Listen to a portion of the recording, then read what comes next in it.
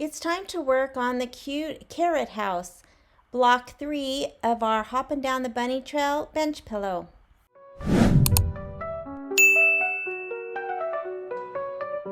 I was so excited to stitch out the carrot home that I forgot to make an intro with all of the fabrics and materials that I'm using. I have my background fabric as well as all of the fabrics for this block backed with fusible interfacing, and I have my batting. So let's get stitching this cute carrot home. I've opened Embellishment Essentials and I am going to bring in the files for the carrot home.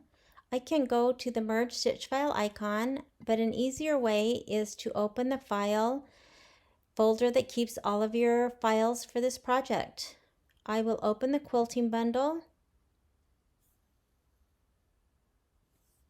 and I need chevron 4, and I need the 6x8 horizontal. I will drag and drop that into the hoop. Now I will go back to the embroidery files, and I will select the carrot home and drag and drop it into the hoop. Now, as we have done in previous blocks, I need to make some changes. This house or this block needs to be moved down so that this border that outlines the carrot house lines up approximately with this inside orange line of the background quilting. And again, that's just to move it down closer to the bottom. Now, as with the other blocks, I need to remove this line and this placement line on the actual carrot home file. So if I come over to the right hand side, that first step is this placement line. I'm going to delete that. The second is this outline, and again, that's for someone who is not going to be doing the block by block quilting method. And so I've selected that, and I will hit delete on my keyboard. There is also another placement line, the very last step of the carrot house is another placement line. I'm going to hit delete as well. Then I'm going to go up to the background quilting, and there are the 5 steps that Kimberbell background quilting has, and I am going to delete step 2 and 3. Step 1 is the placement for the batting. I do need that.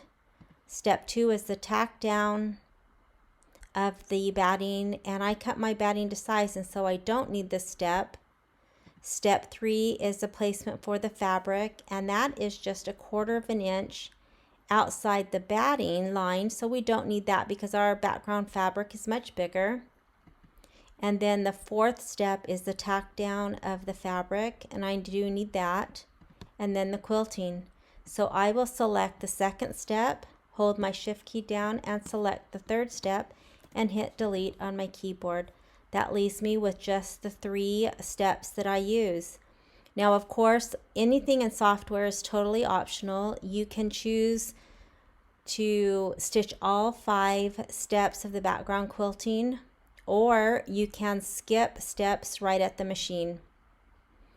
Now I'm going to Command A on my Mac to select both the designs, and I am going to come to this rotate left. Again, I'm using my 9x14 hoop, and it fits great when it's rotated and helps me save on stabilizer. So once I have it rotated, I'm going to come to File, Stitch File As, and I'm going to save the file. I will put it into my combined files folder, and then I will add this to my USB so I can take to my machine. I will select embroidery and my USB and the combined files folder and choose the carrot home and hit set and embroidery.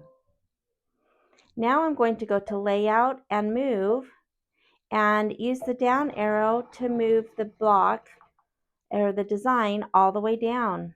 I will select OK, and then I'm going to choose this minus plus needle. So if I need to skip anything or move ahead, I have everything right here ready to go. And I am moving the design all the way down because I still have the last block attached and I want to save on stabilizer. And again, for this project, I am using muslin as my stabilizer. So let's get the carrot home stitched out.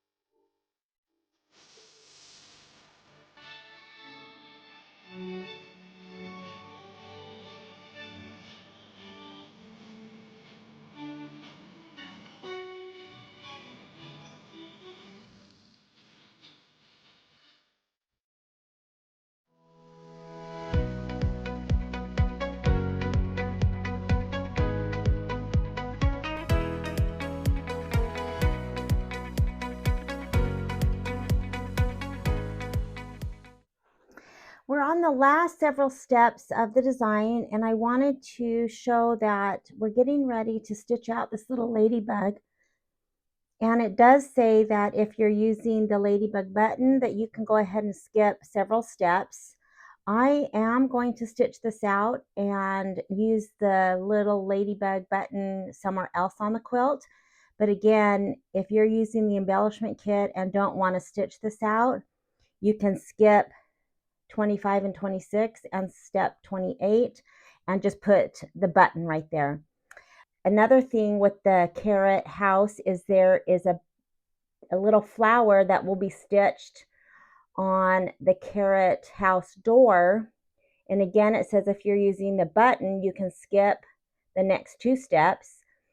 And I am going to use the button for the door, so I will not be stitching out. It's steps 31 and 32, which is just the flower and then the little center. I will skip those.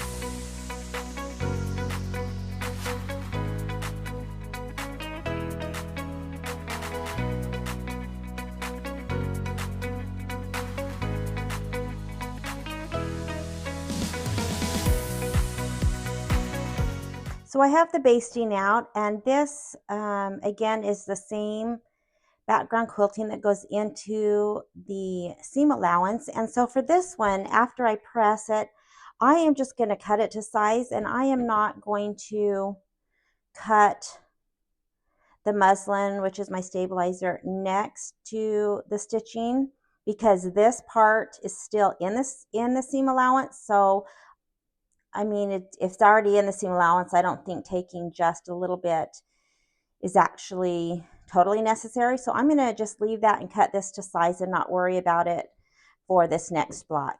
So let me get this pressed and we can get this cut to size.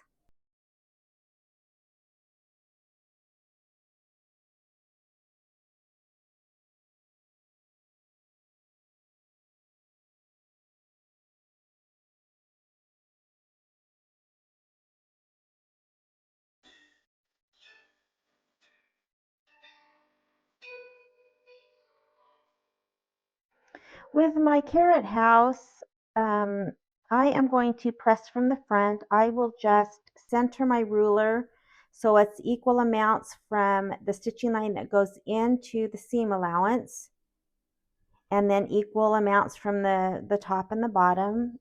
And again, I'm just going to leave my muslin, instead of cutting it close to that stitching, I'm not sure, I don't think it will make a difference, so I'm just going to leave it on. So when I center my ruler, I will just get it equal amounts all around.